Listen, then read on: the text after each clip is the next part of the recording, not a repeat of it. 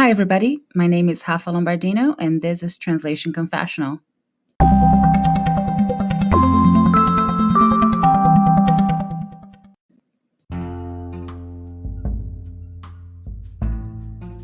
Collaborating with peers.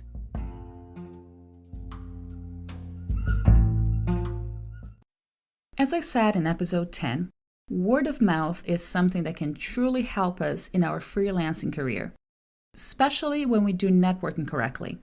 I also mentioned that sometimes I hire the services of peers to work with me on a given assignment, such as a project that includes both business communications and legal paperwork. So I can work on the business-related part while one of my colleagues, who went to law school before becoming a certified translator, takes care of the legalese part. Actually, I started hiring colleagues back in 2004, only 2 years after I moved to California, and started to dedicate myself to translating full-time after finishing college. The reason I looked for help was that I was receiving some requests that required Portuguese translations for Portugal. Since I'm from Brazil, and the Portuguese spoken on each side of the Atlantic Ocean greatly varies, I looked for someone who could help me out whenever clients didn't need projects translated into my localization. Since then, I've been working with Elizabeth from Porto, and more recently added Sara and Paula to the team to cover different subjects. Around that same time, clients also started asking for translations into both Portuguese and Spanish. I take care of the Portuguese part, but I can't translate into Spanish.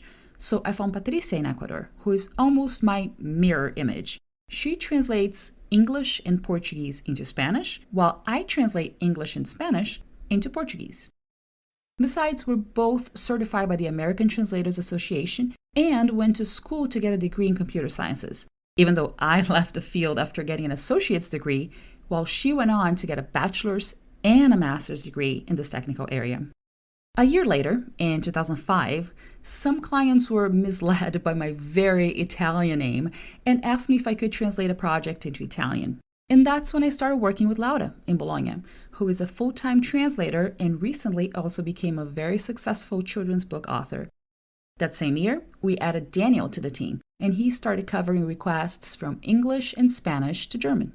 That's how I ended up growing our network of professional translators, which is called Word Awareness, and incorporated back in 2009. And while some clients like to work with an entire multilingual team like ours, other clients say they're not interested in working with translation agencies.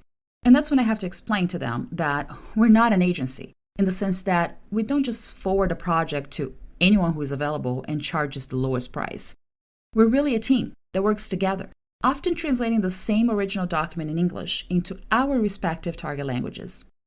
Or sometimes, one translator works on a questionnaire from English into their language, while another translator will translate the answers back into English. This type of collaboration has really worked well for the past 16 years, and the network has only grown throughout the years, as colleagues refer other colleagues who would be perfect for a given project, and as I get to meet peers during translation conferences and networking events. So, do you collaborate with other translators? Do you work on the same language pair or in the opposite direction? I'd love to hear from translation teams and learn about your experiences.